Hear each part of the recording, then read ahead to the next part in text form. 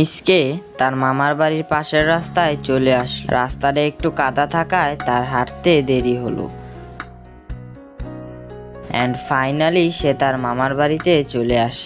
মামার বাড়িতে এসে সে কাউকেই দেখতে পায় না, তাই সে একটু অপেক্ষা। সে কাউকেই দেখতে না পেয়ে ডাকাডাকি শুরু করে দিল। বাঘ মামা, ও বাঘ মামা, বাঘ মামা বাড়িতে আছো? বাড়িতে কেউ আছেন? বাঘ মামা, ও বাঘ মামা বাড়িতে আছো? রে, কে আমায় ডাকছে? আমি আমি বাঘ মামা, আমি তোমার বাঘনে মিসকে। ও বাগনি, তুই তা কি মনে করে আসলি? আচ্ছা দাঁড়া, আমি আসতেছি। এই বলেই বাঘ মামা মিসকের কাছে যাওয়া শুরু করলো। আরে মিসকে, তা কি মনে করে আসলি বাগনি আমার বাড়ি? গরিব আমার বাড়ি কি মনে করে আসলি? তুই তো কখনো আমার বাড়ি আসিস না।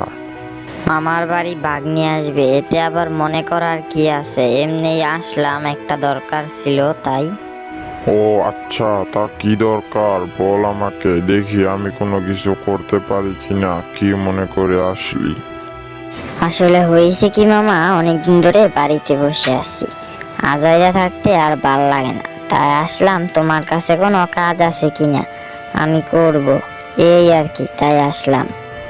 কি, তুই কাজ করবি? তা তুই এত দেরি করে আসলি কেন? তুই আরো আগে আসবি। তুই কাজ করবি, তুই আগে আসবি। আমার যত কাজ ছিল সব তো অন্যদেরকে দিয়ে দিছি, এখন আর কোনো কাজ নাই। পরবর্তীতে কোনো কাজের ব্যবস্থা হইলে তোকে বলবো। আচ্ছা তাইলে আমি এখন যাই, তোমার কাছে যদি কোনো কাজের ওই স্থান খালি হয় তাইলে আমার খবর দিও, আমি চলে আসবো, মনে থাকে যেন। আমি আজকাল লাগে গেলাম, পরবর্তীতে আবার আসবো না কাজের খবর পাইলে। আরে বাইকনা, যাইবাগা মানে তুমি মামার বাড়িতে আইছো, বেড়াইবা না? কাজ না পাইলে পরে আরেকদিন আমি তোমার খবর দিমু, কাজের পাও কইরা বেড়ায় যাও। আরে না না না, আজকে বেড়ান যাইবো না, জায়গা আজকে অন্য আরেকদিন আইসা বেড়ামুনে। আজকে আমার অনেক জায়গায় যাইয়া কাজ খুঁজতে হবে, আর নাইলে মায়ের বাড়ি গেলে মারবো। ও আচ্ছা, এই ব্যাপার তাইলে। তুমি তোমার মার বকা খাইয়ে আসছো কাজে? এইটাই বলে ঠেলার নাম বাবাজি।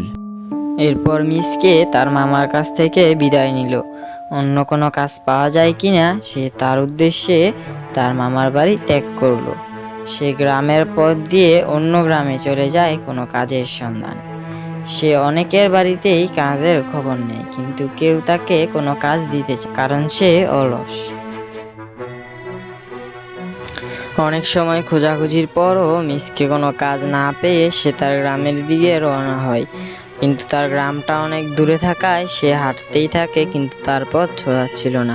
সে এসে একটা বট গাছের তলায় পৌঁছায়। সে বলতে থাকে, আরে আজকে তো কোনো কাজ পেলাম না, আজকে যদি বাড়ি যাই তাইলে মা আমারে মাইরাই যাইবো, এখন কি করি কি করি। আর ঠিক তখনই সে কথা বলতে বলতে অদৃশ্য থেকে শব্দ আসে, এই মিসকে শোন, তোর বাড়ির পাশে গিয়ে দেখবি একটা জাদুর আম গাছ। তোর এই কষ্ট দেখে আমি তোকে এটা দিলাম। আমি হলাম অদৃশ্য পরী, তুই আমাকে কখনোই দেখতে পাবি না।